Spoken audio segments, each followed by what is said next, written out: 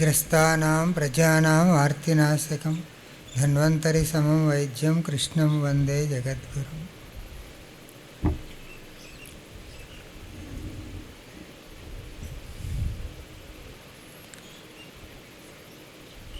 నా పేరు వెంకటేశ్వర రెడ్డి. నేను ఎంబీబీఎస్ చదువుకునేటప్పుడు తాతగారి గురించి తెలిసింది. మొదట ఇట్లా ఆయన ఏ మందులు ఇవ్వకుండా ప్రార్థన ద్వారా జబ్బులు నయం చేస్తారు అని. అప్పుడు ఇదేదో తేలిక పద్ధతి కదా, ఈ చదవలేకపోతున్నాం, కష్టంగా ఉంది అని చెప్పి ఆయన దగ్గరికి వెళ్ళేవాడిని. ఇది నిజమా కాదా, సైంటిఫిక్గా కాదా అనేది చూసేవాడిని. చాలామంది వస్తూ ఉండేవాళ్ళు, వాళ్ళు రకరకాల బాధలు చెప్పేవాళ్ళు, తగ్గుతుండేవి. ఎందుకో అదో రకమైన ఆకర్షణ కాబట్టి ప్రతి వారం వెళ్ళేవాడిని.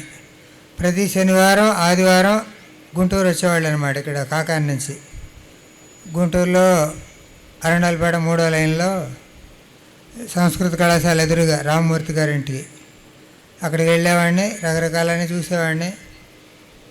ఇక్కడ మిగతా వాళ్ళ దగ్గర తాతగారి దగ్గర మెయిన్గా మన డిఫరెన్స్ కనపడేది ఏంటంటే, మామూలుగా హిప్నోటిజం చేసి నచ్చ చెప్పి ఏదో చేస్తారు, సైకోథెరపీ అని అట్ట అనుకుంటారు.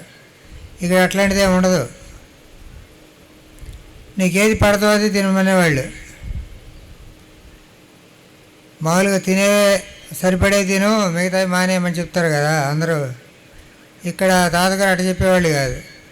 సరే ఏమేమి సరిపడవు, నీకేమేమి తినవంటే సరే ఇవాళ నుంచి అవే తినమనేవాళ్ళు. అట్లా ఒక ఆయన నమ్మాళ్ళ వారని ఒక ఆయన వచ్చాడు, నేను చూసిన వాళ్ళు మొదట్లో. ఆయన మెడికల్ రిప్రజెంటేటివ్గా 15 ఏళ్ల పాటు చేశాడు. ఆయనకి గ్యాస్ ట్రబుల్, పెప్టిక్, కడుపులో అల్సర్ ఉందన్నారు. అందుకని ఎక్కడ కూరను తినేవాడు కాదు ఆయన. అసలు పచ్చడి అసలే తినేవాడు కాదు. ఎప్పుడు కారం లేని అన్నం, పెరుగు అన్నం ఇట్లాంటివి తింటుండేవాడు. నాకు చాలా ఏళ్ళ నుంచి ఇట్లా ఉందండి అని చెప్పాడు. చెప్తే సరే అండి, ఈ పూట నాతో పాటు కూర్చొని భోజనం చేయండి అన్నారు. ఆయనతో పాటే భోజనం పెట్టించారు. ఆవకాయ పచ్చడేసి పెట్టించారు ఆయనకి. తినండి, ఏం పర్లేదు, ఏం కాదులే, నేను చూసుకుంటాలే అన్నారు.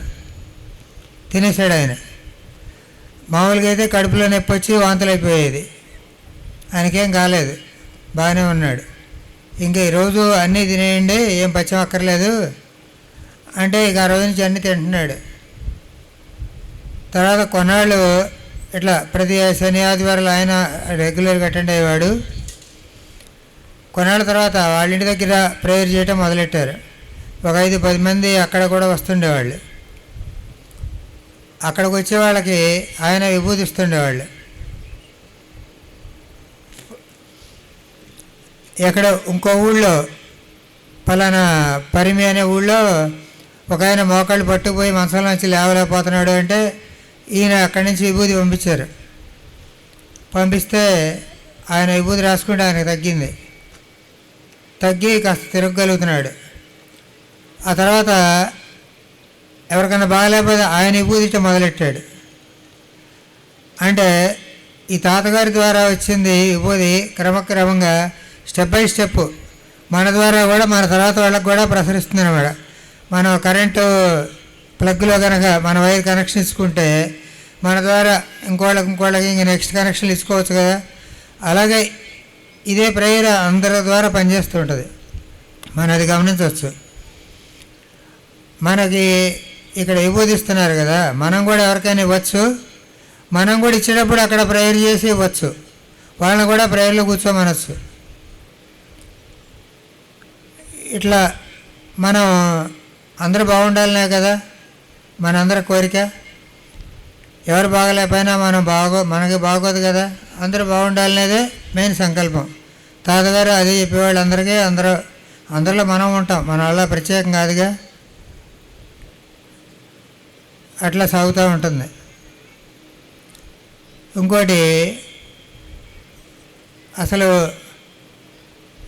ఇప్పుడు అంతకుముందు అయితే మామూలుగా ఎవరైనా చెప్తే వాళ్ళకి ఇట్లా జరుగుతుందండి. అది ఇప్పుడు లేటెస్ట్గా మనకి ఆశ్రమం పెట్టిన తర్వాత, ఇక్కడ మాస్టర్ గారి పాదుకలు పెట్టిన తర్వాత నుంచి ఇంకా మాస్టర్ గారు పనిచేయటం ఇంకా బాగా పెరిగింది. ఫోన్లో మనం చెప్తేనే ఫలానా తాతగారికి చెప్తాను, మాస్టర్ గారికి చెప్తాను అంటే అవి వాళ్ళకి తగ్గిపోతున్నాయి. చాలా మందిలో రిజల్ట్ కనపడుతుంది మనకి. ఇమీడియట్గా రిలీఫ్ రావటం, రకరకాల ఫలానా పని కావాలంటే అది జరుగుతూ ఉంటాం, అలాంటివన్నీ జరుగుతున్నాయి. చాలా విశేషమైన కార్యక్రమం ఇదంతా. ఇది సైంటిఫిక్గా కాదా అనిపిస్తుంది కొంతమంది కొత్త వాళ్ళకి. ఇదంతా సైంటిఫిక్కే. దీని మీద ఇలాంటి సైన్స్ మీద రీసెర్చ్ చేసిన వరల్డ్ వైడ్గా చాలా బుక్స్ ఉన్నాయి. వాళ్ళు రకరకాల కొన్ని సంవత్సరాలు సాధన చేసి ఒక్కొక్కళ్ళు అలా చేసినవే.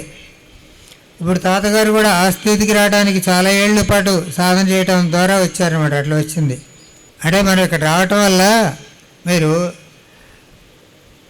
అంటే ఒకసారి తాతగారి దగ్గరికి ఆశ్రమానికి వెళ్ళిస్తే బాగైపోతాం అనుకుంటారు. ఒకసారి కాదు, మళ్ళీ మళ్ళీ వస్తూ ఉండాలి. మళ్ళీ మళ్ళీ వస్తూ ఉంటే మళ్ళీ కొన్ని మంచి మార్పులు వస్తూ ఉంటాయి. తాతగారు అనుగ్రహం మళ్ళీ మళ్ళీ ఇంకా ఇతోధికంగా కలుగుతూ ఉంటుంది. మిగతా అన్నింటిలో కూడా మనకి మంచి జరుగుతుంది. మనకి ఆరోగ్యమే కాదు, అన్నీ వస్తాయన్నమాట. అన్నీ సరైన విధానంగా నడుస్తుంటాయి. లైఫ్ అంతాను డిస్టర్బెన్స్ లేకుండా ఉంటుంది. ఇది అంతా ఇక్కడ జరిగే ప్రాసెస్ అంతా సైంటిఫిక్ పద్ధతే. ఇక్కడ రాజయోగి రామకోటయ్య అని తాతగారి బుక్ ఒకటి ఉంది. ఆయన లైఫ్ హిస్టరీ రాసింది అది. కానీ ప్రజ్ఞా ప్రభాకరం, ఇంకోటి మాస్టర్ సివి అనే బుక్ ఉంది, ఎక్కిరాల కృష్ణమాచార్య గారు రాసింది. ఇలాంటి బుక్స్ మనం మళ్ళీ మళ్ళీ చదువుతూ ఉండాలి. ఏదైనా ఒంట్లో బాగలేని వాళ్ళు ఇలాంటి బుక్స్ చదువుతుంటే మనకు ఆరోగ్యం బాగవుతుంది మెల్లమెల్లగా. మనం ఎక్కువ పేజీలు కూడా అక్కర్లా, ఒక 5 పేజీలో 10 పేజీలో రోజు చదువుతూ ఉంటే మనకి ఆరోగ్యం బాగవుతుంది. కొన్ని కొత్త విషయాలు తెలుస్తూ ఉంటాయి. ఇక్కడ ఈ అట్మాస్ఫియర్లో కాసేపు కూర్చొని పోతూ ఉంటే మంచిది. వీళ్ళంత అందుబాటులో ఉన్నాళ్ళు వీళ్ళంత ఎక్కువ సార్లు వస్తూ ఉంటే మనకు మంచి జరుగుతుంది.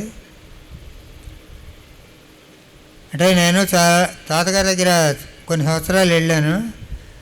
సాటర్డే సండే అక్కడికి వస్తుండేవాళ్ళు. రకరకాల జబ్బులు అవి తగ్గడం చూసాం. అవన్నీ రకరకాల బుక్స్లోనూ అందరి ఎక్స్పీరియన్స్లోనూ చాలామంది చెప్పారు. అవన్నీ చూస్తున్నాం. మనకు వీడియోస్ అవి కూడా ఉన్నాయి.